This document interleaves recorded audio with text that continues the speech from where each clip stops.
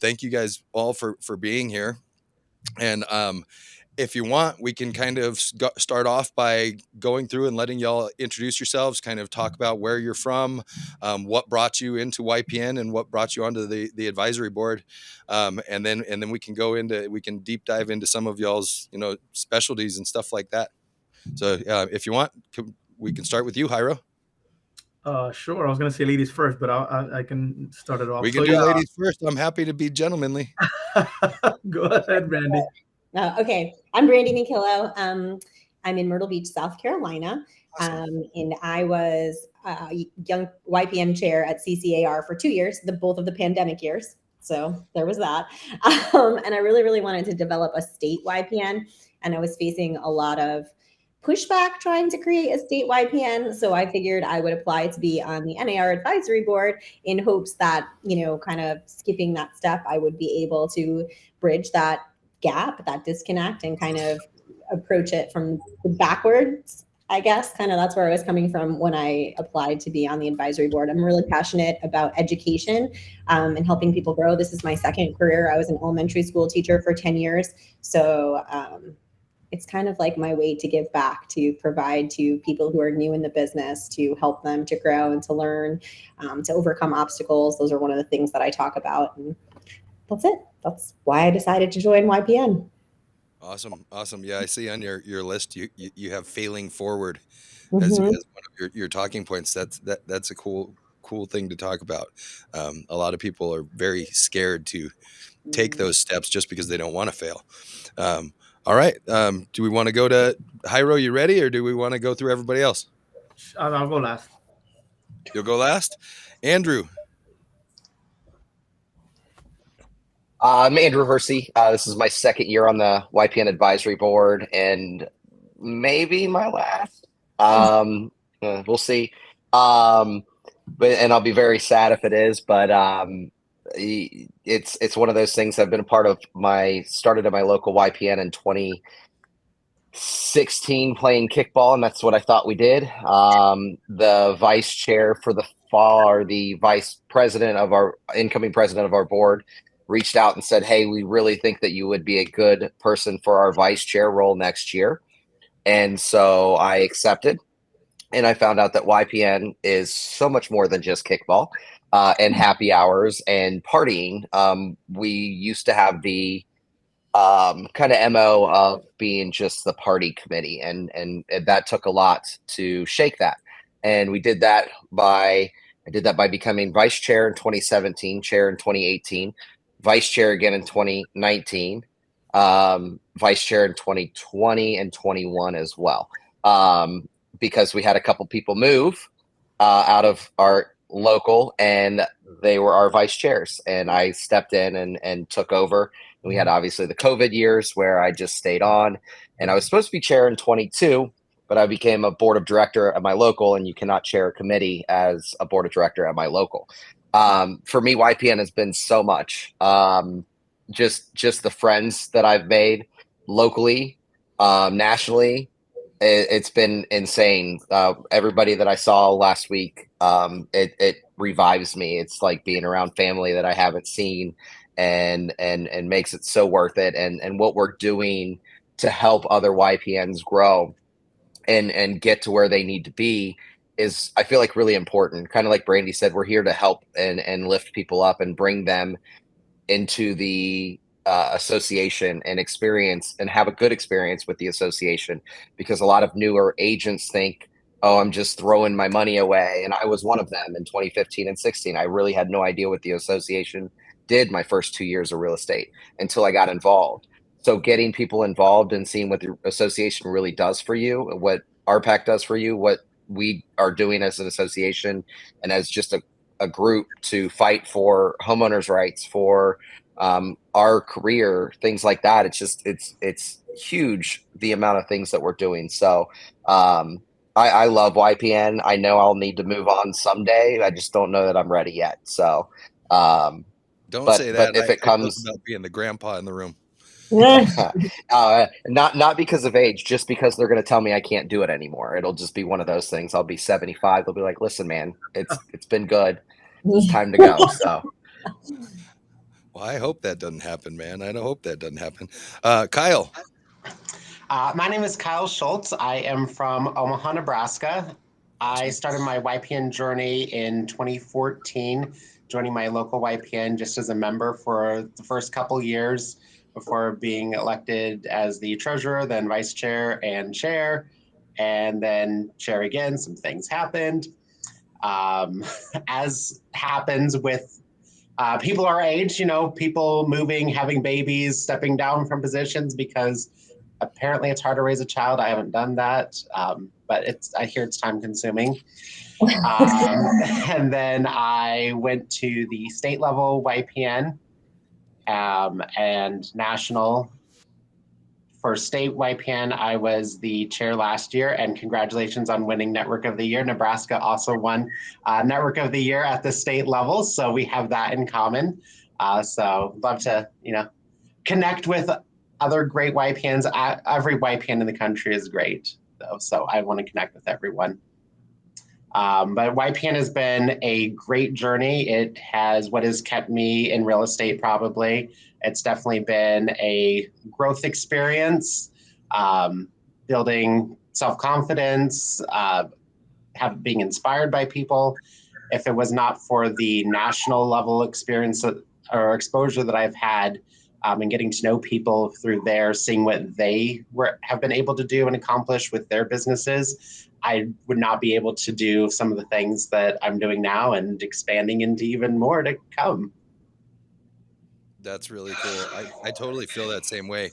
And meeting up with people at the conferences and other YPNers and stuff like that, it's so mind blowing. I come back here and I feel like everybody I see for the next month, I'm like, you want to hear something? You want to I just learned this, I just learned that. You should hear what they're doing in Chicago or Orlando, or it's really, really cool. All right, we had one more person join. I can't see your name, and then we got Hyro. Stacy? Awesome, Stacy. Do you want to introduce yourself and tell us a little bit about yourself? And thank you very much for joining us. I think Stacy's frozen. Yeah, I think his reception. Oh, it might be I'm hard. frozen. Can everyone see me? Doing these. Can everyone hear and see me? Yeah, we've got you. What about Yes. now? All right, perfect. Hello, everyone. Sorry. It's been a hectic day, and as you can see, I'm in my car currently. So mobile studios, all right. Yes, sorry about that. So I'm here. So can you give me a little bit of what the question entails, so that way I know how so to really respond. Right now we're just introducing ourselves, just kind of talk about what brought you into YPN, what got you to the YPN advisory board, and what it means to you. Oh, okay. Excellent. All right. Well, my name is Stacy Smider. I'm Region 7, part of the advisory board here. This is my first year. I wasn't given a local chapter honors of being to chair them like most colleagues, but I have been actively involved in our you to want to be involved in our given the opportunity and chance to join national level, and I'm very much excited since I've been where it has been phenomenal. This group of individuals, when I say they feel welcome from the moment that you meet them, they make you feel welcome and part of the family. I love the ability to go over and be able to talk about the things that I'm passionate about, and also being able to talk on a national level, because we also serve on subcommittees as well. So it allows for us young professionals to be what I call infiltration. We be infiltrated onto other boards and be able to have our thoughts and views interjected from a young professional's standpoint as well. So that's one thing that I like about YPN, being able to get the ability to be diverse and network with multiple other organizations, and also too, you get to meet dope people that love this industry. What else can you really say about it when you got individuals like-minded like you, same passionate about it, and far as our pack, when I first got into it, I really didn't know what it was until I looked it up. It's the Realtors Party and the things that they do and how they help individuals running for a local office. That's the whole concept of having RPAC, so that way that we're protecting the real estate industry needs and interests. So it is very vital to be a part of it, because if you're not a part of it, it's like, how can you really complain when things isn't going your way when we have a whole organization that's dedicated to it? And plus, it's just feel good knowing that you have people advocating for you on your behalf where you don't have to worry about those logistics of things. So just all of that encompass is the main reason why I'm excited about being part of YPN and now being part of it from a national level. Awesome. Thank you, Stacy. And really, I love that you talk about RPAC. It's such a big thing. I don't know what's happening around your neck of the woods, but here in New Mexico, we've had a lot of legislative fights over the last couple of years. You know, there's a lot of talk on either transfer taxes being added, changes to landlord tenant rules. There was a scary rent control threat that came through earlier this year, and really RPAC. You know, like I don't think I could say it enough. Jairo, Absolutely. last but not least, sir, welcome. Yeah, thank you. So I guess the initial part was how you got involved, right? And just to give you a little bit more background, like I have a military background, and I was absolutely used to always being voluntold to do things. When I got into real estate, I got my license in 2015, and I was lucky enough to have the incoming president from my local association be in my office. And they didn't go about it by, hey, you need to do this. It was like, Jairo, what do you like to do? If it wasn't real estate related, just anything, what do you like to do? And for me, I had a passion of always like giving back to my community. So I said community service or volunteering. And at that time, what she said was, well, there's a committee that we have that's called community outreach. If you really want to continue to do that stuff, you should apply. I look at the application. On the application, all the committees are in alphabetical order. So boom, I see community outreach. I check it off. I go down. I think it was like professional development that I liked. I also go down, and then I got to the bottom, and what do I see? Young Professionals Network. So I clicked on that one. In essence, got involved right in the beginning, but it was because I had a leader that asked me what my interests were and allowed me or showed me that there was a part of that, a part that I had, something that I have a passion for that I can kind of give back to within my association. That was the beginning. Then the path went from there, right? I served on my local, chaired it, went on to my state, chaired it there, and then I've been on now the National Advisory Board. This is my third year, I believe, and I love what we do. I love what we stand for. I love how we're just here to foster growth, professional development, create leaders, and inspire others. And everyone here does all of that. So I'm grateful to just be a part of it. Awesome. That leads me right into the next question. So here at our local level, we've tried to be as innovative as possible. Obviously, this show, this came about because of the pandemic. We had just kind of started really getting headway and getting our networking going and our education aspect going. And we were really trying to train new leaders. And then all of a sudden everything got shut down. So we invented a show where we could have people on and still hopefully give some kind of value. So the question is more of, what we did was we wanted our main tenets. We wanted our main goals. We wanted to promote leadership. We wanted inclusion. We didn't have a DEI committee in our association at the time, so YPN kind of wanted to make sure that we were doing something in that line. We wanted networking, obviously, and then of course we wanted to promote education, and that's what we've been doing here locally. What does the advisory board or YPN at the NAR level look like, and how does it differ really from that? I guess anybody who wants to. That sounds like a chair question. That does sound like a fair question. So I can take that on. So Yeah. the first responsibility of the national advisory board is really to be there for all the state and local associations, right? Be that resource, kind of be that overarching guide. But one thing that you mentioned that it seems like this is what you're doing. When we get the opportunity to speak at associations and kind of ask or get asked, what's the benefit to the association. It's just that, right? You guys realized that there was a gap. You didn't have a DEI initiative, right? So if I'm hearing you correctly, you kind of used the YPN to kind of kick that off or start that off, right? And it's just that the YPN is there to be able to fill in any gaps that you may have within your association, whether it's advocacy, whether it's DEI, like you mentioned, whether it's RPAC, whether it's in events, whether it's networking, whether it's education.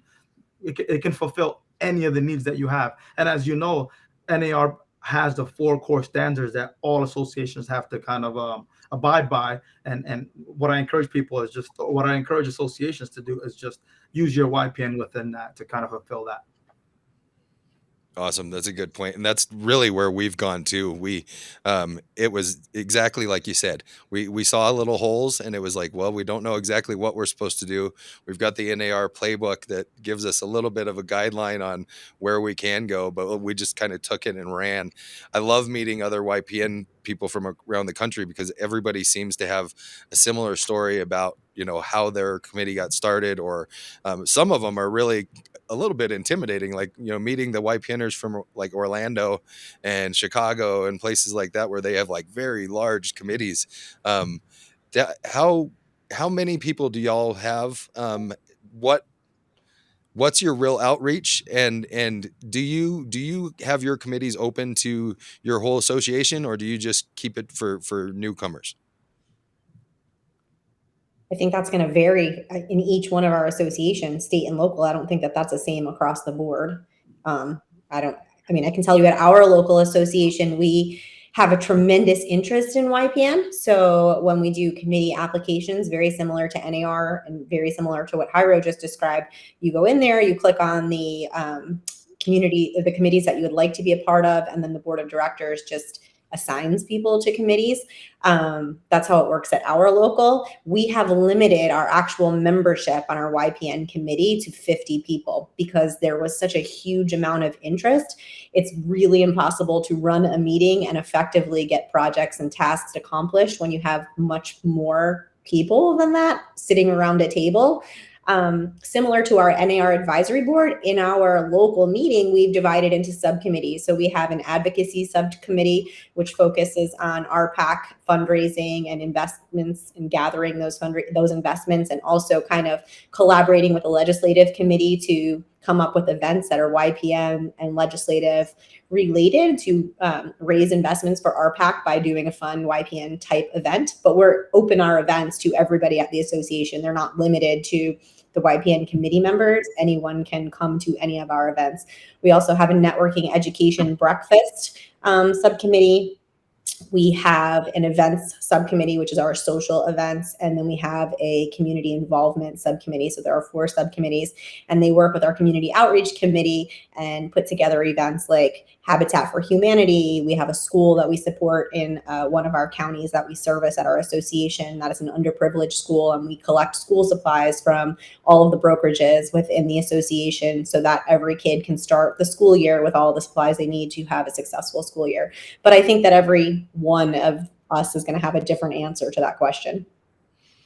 I love it, and that's totally the way. What I've found out is that every YPN is slightly different, but in a lot of ways, it's the idea that we can do pretty much anything that makes us alike. And that's awesome. We were brainstorming this morning on RPAC events, and thank you, Brandy, for bringing that up.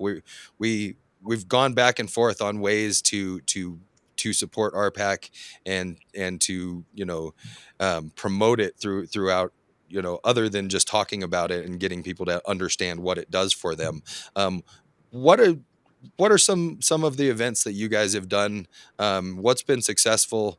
What would you recommend? And are there any like don'ts that maybe it sounded like a good idea, but it absolutely didn't work, and maybe nobody should ever try that if you have any of that? I'll touch on some RPAC YPN events because we did a really successful one. A don't would be don't do it without the RPAC committee or with the advocacy committee. If you have those at your board, team up with them. Team up with your GAD. We did an RPAC. I've seen it called karaoke. We just called it karaoke. And the way that it works is I would go and say, Hyro, I want you to sing I Want It That Way. I'm going to invest $200. Hyro either sings or Hyro invests $200 and matches my investment. And now we just invested $400 between the two of us in RPAC. And somebody else can go up and sing if they want to. We also didn't force anybody to sing because we understood that as YPNers, there are a lot of new agents there that may not have the money to invest or that just maybe don't want to sing, like me. And I spent a lot of money that night, so I didn't have to sing. But we ended up raising $7,200 in investments for RPAC. We had a grant from the RPAC, NAR RPAC fund or whatever it's called. But they have grants that you can get for costs that include DJ for the event space, things like that. And so it was a really successful event. We raised 72, 73, 75. I don't remember how much. But it was a really solid event, and we only had 35 or 40 people there. Oh, that's cool. Karaoke, huh? We just called it karaoke, but some people call it karaoke. I don't like it. I like karaoke. Awesome. It's not changed the name of what it is, but it was a really successful event. And there's other things that, you know, every event that we have -4 a year at our local is teamed up with another committee, whether it's community outreach, whether it's Realtors with Heart, which a lot of boards don't have that. But what that committee does is they raise money for AEDs that we then place in public places with a plaque that it was donated by our local association. So we always team up with somebody else.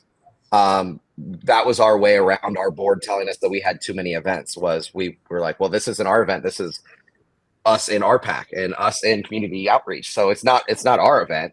We only have 4 events a year. The other ones are with them, and them. So it was kind of our way around them trying to get us to slow down. Awesome. Anybody else have any good ones? I can touch on one that I'm super proud of. So we had, well, a lot of associations, local and state, have RPAC auctions. Nebraska had never had an auction.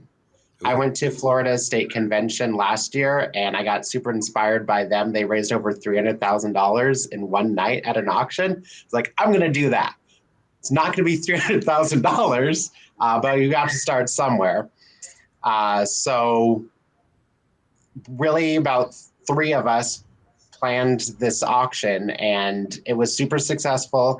We raised about $20,000 for RPAC for the first time an event. I think that's pretty good. We were able to get items donated from the local associations, affiliates, state YPN kicked in some money. And then we also received some money from a NAR fundraising grant as well. But everyone is already asking for next year. And there's a subset of people that are actually asking us to do it again at our fall meetings this year. So that's a little soon, but we'll see. If there's demand for it, I will happily do it in the name of RPAC. And really, it was a lot of fun. It was one of the favorite events that I've ever planned. We've found a lot of success doing auctions here in New Mexico also. You know, it's when people, you know that you're going to spend that $1,000, you know you're going to be a major investor every year, but it's really great to get anything for it other than just the pat on the back, right? So we've been real successful with incentivizing people with, well, come buy this piece of art, or, you know, there's actually a book going around. It's a book of poo. And it's like a children's book about, you know, potty training, and it's sold for $1,000 like 5 or 6 times here in New Mexico. It's pretty awesome. So one of the things that we've promoted, and I'm hearing, you know, in different things that have come from this group, we promote a lot of mentorship. The idea of, you know, new realtors come into the business not necessarily knowing what's going to happen to them, or where they're going, or what their career is going to look like, or, you know, a lot of it is you know, deer in headlights in the beginning, but the greatest thing about YPN is bringing people in and showing them, you know, what the association can actually do, you know, the power behind the people as a whole and all of us as a group. I I'd love to hear some of y'all. I know that Hyro loves to talk about the first 5 years, right? And I'm sure, hearing your introduction, that probably has something to do with mentorship and who helped you along. Does anybody want to speak about, how they got started and what led you to be successful? Yeah, I'll chime in on that one. One of the things that I like to discuss is about work-life balance. So when I first got into real estate, I was in corporate. So I already had the discipline of having to schedule things by process. So I also have my degree in quality management, which is basically a degree that I'm a professional problem solver and I'm good with process improvements and creating better efficiencies. So what I did with that with my business coming in from the corporate side into real estate, I incorporated that same mindset that I had, but just made it to where it fits me fits. The first year was successful for me because I already knew how to operate in that realm of buying and selling because I was a formal investor.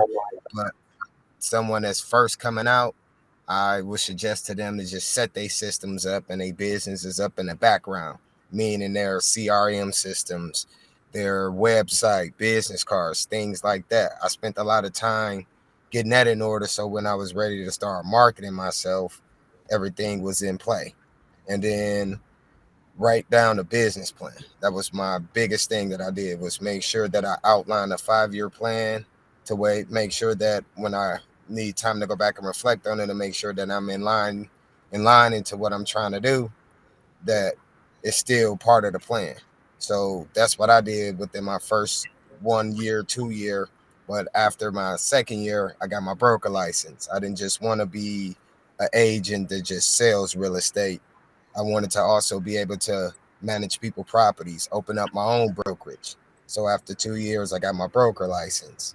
And within 3 years, I was up to managing 50 properties. I'm in year 5 now, and I manage 150 properties. And these first 5 years has been, ups and downs, of course, but it's been very entertaining for me because of my previous experiences. So I suggest if you have any kind of previous experience outside of just real estate, utilize it. It's the same thing, it's just a different product. I love that. I love that. Thank you, Stacy. And what I hear is, set up a process, trust the process. Yes. Keep going. That's awesome. Anybody else? Mentors? What would your advice be for brand new people? Starting out. Go Well, I some. think if with oh, Go go ahead, Brandy. Oh, it's totally fine. Go, Andrew. Go.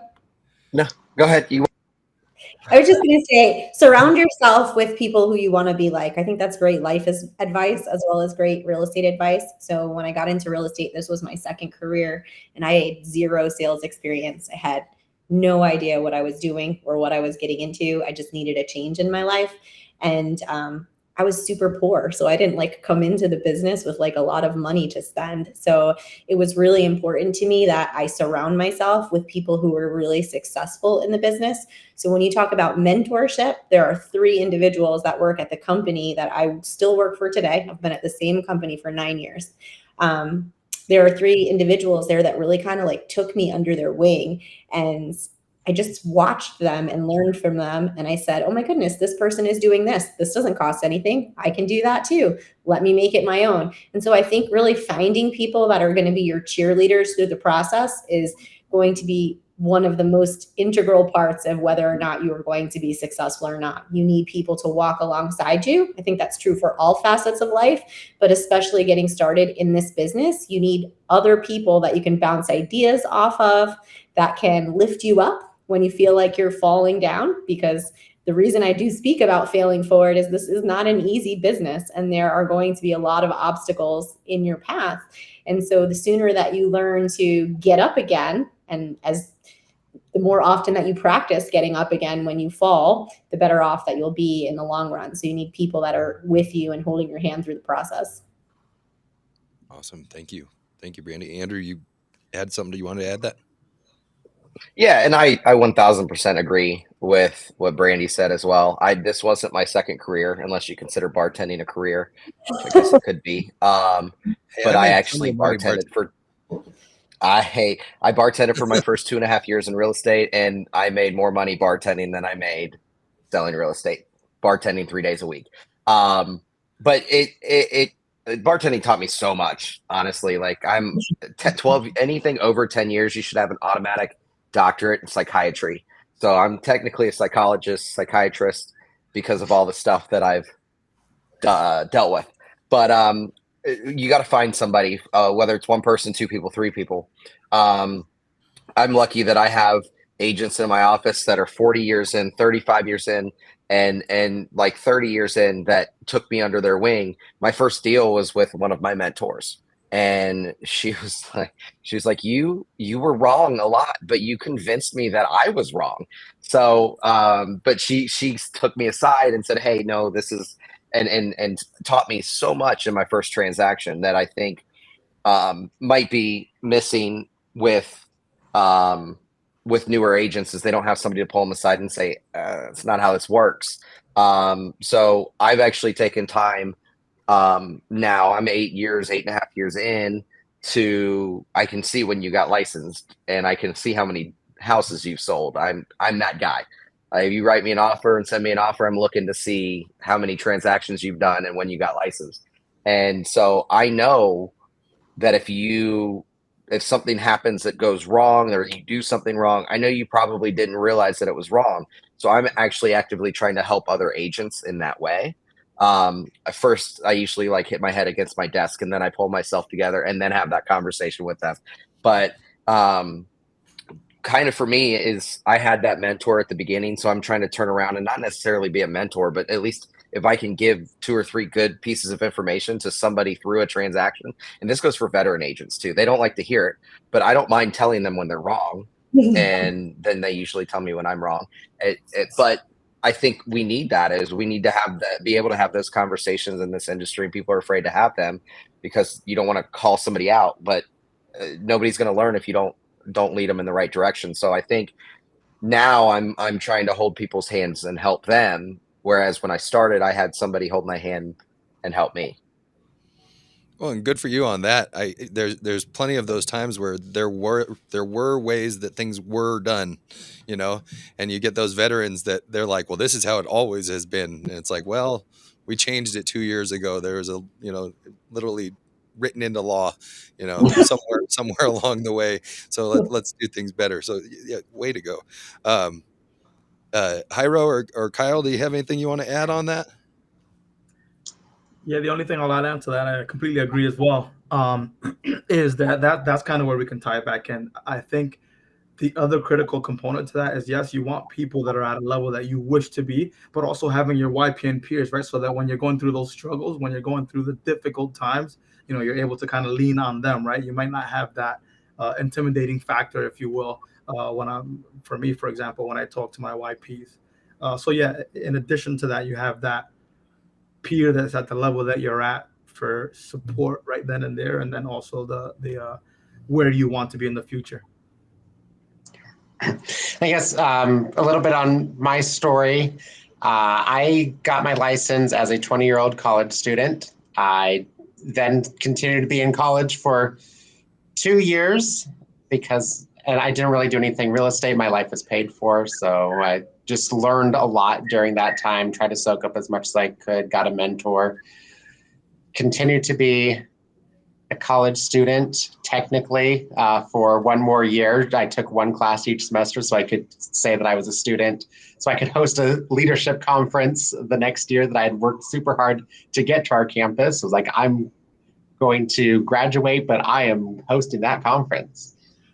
So that took another year out of, really trying to do too much in real estate, but it was a lot of learning. And from there, I knew what I was doing on a technical standpoint, but just having the people around me, like the environment that you're in, I think has a lot to do with your success as well. Even my own friends that were my age saying, well, no one's going to sell a house with you. You're too young. Like, well, you're the same age. Is that what you want to be told too? That you're not going to be hired by some company just because you're young?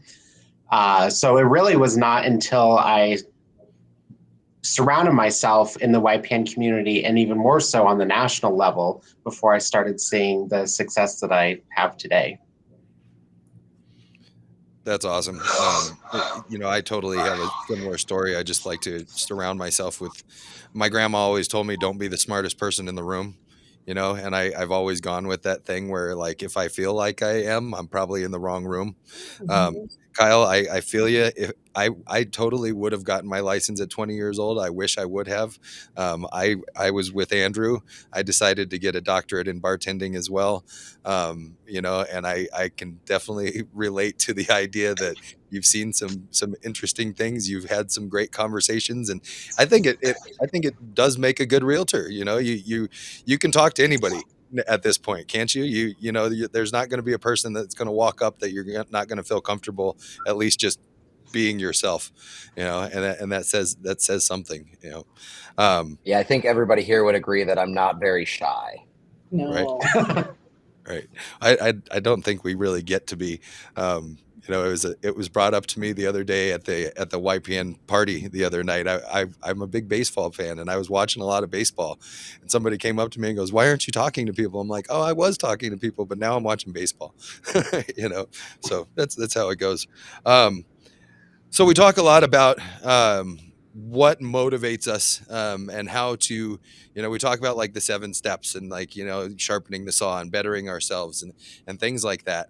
Are In every show, I pretty much ask my guests, what motivates them? Do you do vision boards? Do you read books that promote the actions that you want? What do you do? And who has Anybody can answer this one. But what do you use to motivate you, to get you up in the morning and keep you going, and keep you rocking? Well, I do have a vision board as one of the topics that I have spoken to YPNs around the country about. Andrew listened to one of those. So that is one thing that I have done to help manifest the vision that I want to see in my life. And then reading books as well. I don't read. I try to get in about 10,000 steps a day, but while I'm doing that I'm listening to a book of some sort. It's usually professional development, self-development, sales, some type of book to better myself. Okay, so what would your favorite? Do you have a recommendation? My favorite book is The Millionaire Next Door. Okay. Brandy, Hyro, what do you guys do? I'm a big reader. I read a ton. I feel like reading is my therapy. People always ask me, "Have you gone to therapy?" No, I just read a lot of books. a lot of books. I don't know. I love my job. So this is my second career. And I mean, I'm just going to be very transparent and saying to you that I used to work for somebody else. At this stage in my life, I will never work for somebody else again. I'll always work for myself or own my own business. I'm really sorry about that. My phone is connected to my computer, so it's going to keep dinging. So in my previous career, like, I used to dread Monday mornings. Like, I literally would dread them. Sunday morning, I would wake up and I'd have anxiety because the next day was Monday. And I've never felt like that, not one single day since I started selling real estate. Even when I wasn't making any money and it was very stressful, I have always enjoyed this job. So I'm very motivated to get up and to help people. I feel like I am providing a service to the community. I feel like I'm helping people. I'm holding their hands through some of the most important transactions of their life. And I'm grateful to have the opportunity to do that. And I will tell you, I have 2 books that are my favorite. They both have profanity in the title. So I'm just going to lead with that. The first one is You Are a Badass by Jen Sincino. That's like one of my favorite books ever written. I read it like a Bible. And the second one is The Subtle Art of Not Giving a Bleep. We'll just go with that. I knew that one was coming. That's one of my favorites as well. So those are 2 of my favorite books. I tried to live those principles. Yeah. Well, and that second one, it's not necessarily about not caring. It's No. more about choosing what you're going to care about, choosing what's important. You know, it's a really good one. Thank you for bringing that up. Andrew or Jairo? Go ahead.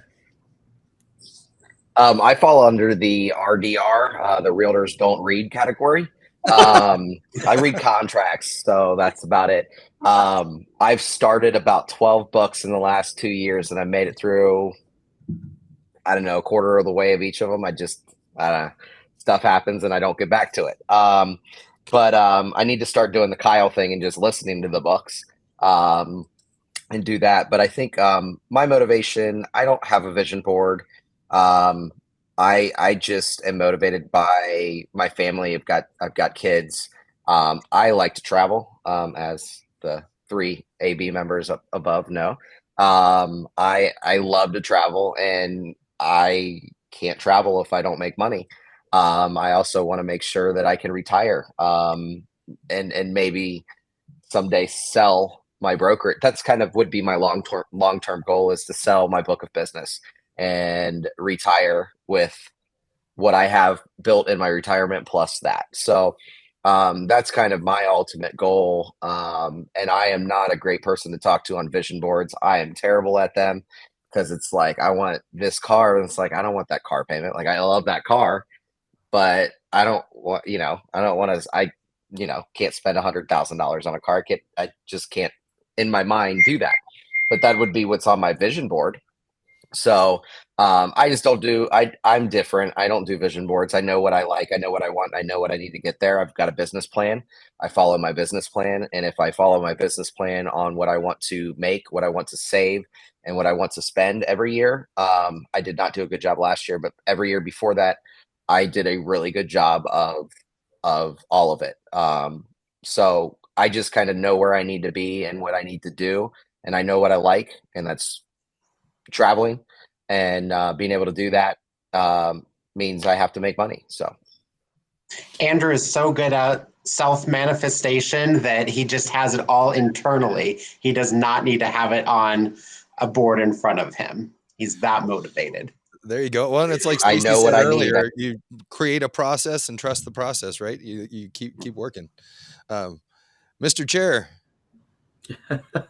Yeah, so similar to Kyle, Audible is my best friend. I have a ton of books on there, and what I actually just started it yesterday on the flight back home. It's Your Next 5 Moves by Pat Bet David, super successful businessman. I can't call it my favorite because I just started it, but one of my favorites is more of like a mindset book. It's Can't Hurt Me by David Goggins, who is a former Navy SEAL. He went through a lot, and just gets you on to callous your mindset to be able to get through any hurdle that you might go through. About motivation and stuff, similar to Andrew, I also have family. I have 2 little kids who are my world. But what I wanted to say is, he mentioned business plan, and when you mentioned that, it's part of my business plan is I create this like survival number, right? That I know that at the end of the year, this is what I need to do just to survive, right? Just to be able to pay my expenses and do some of the things that I like to do and take care of my kids and things like that. So I think I would have to agree with Andrew. It's just that survival plan. Vision boards, I've done them in the past. I will be honest and say that I didn't do one this year, but they do work for me, and I will get back to that. But I just didn't do one this year. And I also, if I could, I wanted to go back to one thing. One of the questions you had earlier on about the YPN and how you kind of structure it. We used to have it where the YPN was just open to everyone, and we still do that. We have the YPN network where everyone can be a part of that network, but we have a YPN advisory board where it's just 5 members, and they're really the decision makers. So when it comes to like YPN, everybody can be a part of that YPN, but the decision makers are just those 5 people. Good.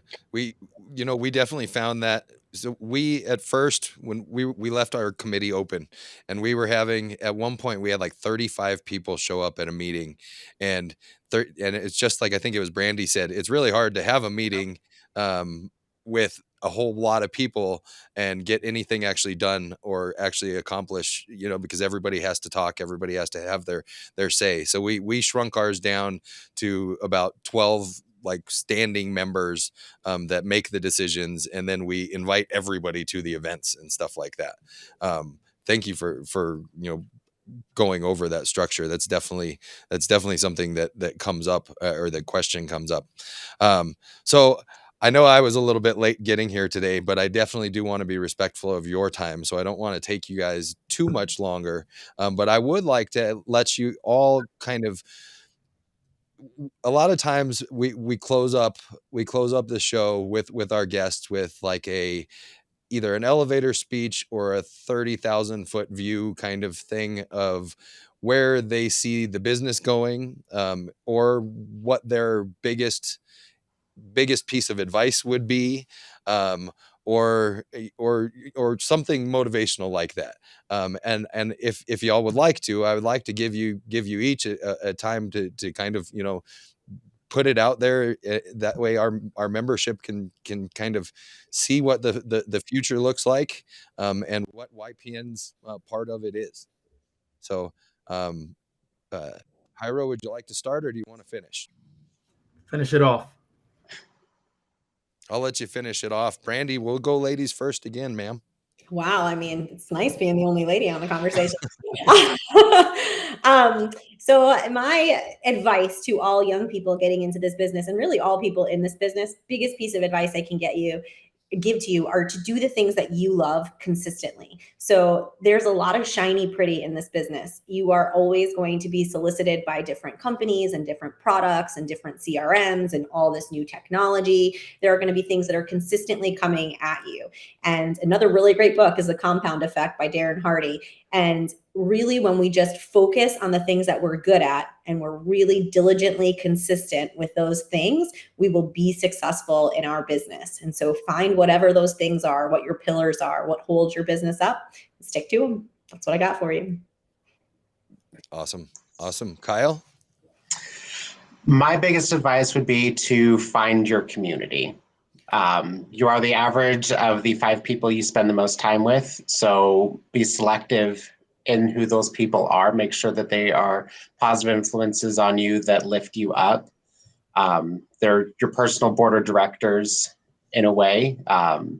They're there for you, and diversity in that, I think, has an impact as well. To they can see something from a perspective that you might not, that is ultimately going to be what's best for you. So mentorship. Very good. Awesome. Stacy, are you with us?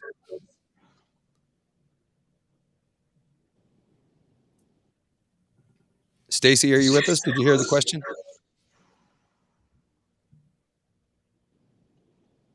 All right, Andrew, we'll go to you, and maybe we'll go to Stacy next.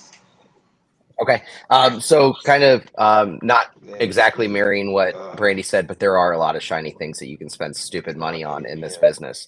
I did that for a little while, and I realized that my core business comes from a few areas, and that's number one is Sphere. And when you're just starting off, you need to rely on the people that know you, like you, and trust you. I was lucky that mine was a little bit bigger. I have a ton of acquaintances from my bar industry years, and I did a lot of business through that. So lean on people that know you, like you, and trust you already. Internet leads don't know you, they don't like you probably, and they definitely don't trust you because they had a bad experience with somebody else. So Sphere, find a farm. It's not expensive to do farming. And it would hopefully be a neighborhood that you live in or that you're in all the time. Door knocking doesn't cost anything. Shaking hands doesn't cost anything. And the other one would be, once you get to that point, is past clients and love on them because they loved you enough to work with you. And that's where I get those 3 things provide 85% of my business. So it can get expensive when you get into farming large areas, but start off small and then expand. I started off with 100 houses, and now I'm at 1,400, 1,500 houses that I hit every other month. Put on events, things like that. So Sphere is the most important. Rely on them. Rely on your family to share your Facebook posts. My mom is still the one that shares all of my Facebook posts, and I'm okay with that. My dad shares some Facebook posts. Rely on those people that are around you to boost your name out there. It's all about name recognition when you're first getting started. I love that. Let your fans be your fans, right? Um, I also love the point of not forgetting about your past clients. Love on those past clients. How many times do they come back and be clients again, or they refer you to somebody, their kids. Very very good. Stacy, if you're still with us, we'd love to hear from you. The question is, if you were going to give an elevator speech or a 30,000 view of what the future is, or what your best advice to fellow agents or realtors is, what would that be? My best advice that I give to every agent that's coming into this industry is breathe. Take your time, put your systems together. Just because you become an agent doesn't mean that you're immediately going to make all of this money. And that as long as you are diligent about and networking with other individuals as well, that you'll be successful. And to know that without having systems in place and having processes in place, you'll be running around like a chicken with your head cut off. So just when it's all said and done, breathe. You're a new agent. Take your time and put your systems in place. Awesome. That is definitely good advice. Thank you, sir. Thank you. All right, Mr. Chair, last but not least. Yeah, so I'm gonna touch upon, I guess, a little bit of what everyone was talking about. But what I say is that there's different levers in the industry. You heard Andrew talking about them, right? Open houses, cold calling, sphere of influence, right? Or past clients. I wrote some down as I was speaking, so I have to look down. Um, what I say, especially in the beginning, is try it all, right? There's no right or wrong way. There may be some things that you're good at that come natural to you, but you're also going to have to try some things that might be unnatural and uncomfortable if you get to the point where you're just stuck, right? But with that, what I want to add is, in talking about business planning, is as you're trying all of these different levers, if you will, you have to absolutely track it. I think data is extremely critical. As you're tracking it, look at what's working and what's not, and then maybe you stop doing one, or you just focus on the ones that are really working and double down on those ones that are working. And then the other question was, you asked about future, where I see the future. I think right now there is a tremendous opportunity for us to really focus in and use AI and chat GPT. That is not going away. That's where I see a big part of us to be able to either grow or take our business to the next level, or if you're new, to just blow out the rest of the competition in your area. That's definitely good advice. I've been hearing more and more about AI. It's like every other conversation lately is something about AI or chat GPT, and I've been seeing some pretty cool stuff coming about it. Yeah, thank you all very much. Obviously, you guys are where you are for a reason, and it is a very unique and wonderful position to be in, to have people like yourselves come on a show like this, to give the advice that is desperately needed. We what we go with is that YPN can do anything, and I love seeing that. Um, I hope that if anybody is watching this, that they take away that your sphere is very powerful and very important. Rely on the mentors and people around you. Set up your systems and trust the process and keep going. And to do what you can to motivate yourself and to be in the area that you fit in. I like, Kyle, what you said, where find your crowd. Like, not everybody's gonna want everybody, or want everybody to be their realtor. You find the people that fit in with you. And then lastly, Stacy, like you said, breathe. Thank you very much. I absolutely thank you guys for being here. I know you have all had probably very, very busy weeks, and thank you very much for taking the time and spending this hour with me. And we will, I'll make sure that every one of you gets the link to the show. If you want to share it, feel free to. And it'll be shared widely through the state of New Mexico and our YPN networks here as well. So thank you guys very much. I hope you have a great weekend. Yeah, thanks for having us. Thank you for having us. Yeah, Thank you. some L, right? Yeah, that's Kenny's thing, right? The L. That is Yeah. leadership, love, laugh, Leadership. legacy, learn.